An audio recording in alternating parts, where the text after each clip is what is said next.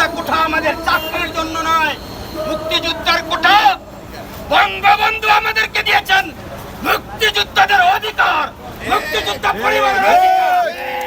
আমরা সেটা ফিরে পেয়েছি। আমাদের আরো অনেক কাজ বাকি আছে। ভাইরা আমার, আমি উদাত্ত আহ্বান জানাবো, বীর মুক্তিযোদ্ধার সন্তান আমরা যারা আছি তারা প্রত্যেকের অবস্থান থেকে আসুন, আমরা ঐক্যবদ্ধভাবে আমাদের আরো অনেক দাবি দাওয়া আছে। সেই দাবি দাওয়াগুলি আদায় করতে হলে আমাদেরকে অবশ্যই সকলে মিলে ঐক্যবদ্ধ হতে হবে। আমরা ঐক্যবদ্ধভাবে সরকারের কাছ থেকে আমাদের বাকি দাবি দাওয়াগুলি আদায় করব। আজকে স্বাধীনতার 55 বছর পরে মুক্তিযুদ্ধের সন্তানদেরকে দাবি আদায়ের জন্য রাস্তায় নামতে হয়, এটা লজ্জাজনক। এটা এই সরকারের জন্য লজ্জাজনক।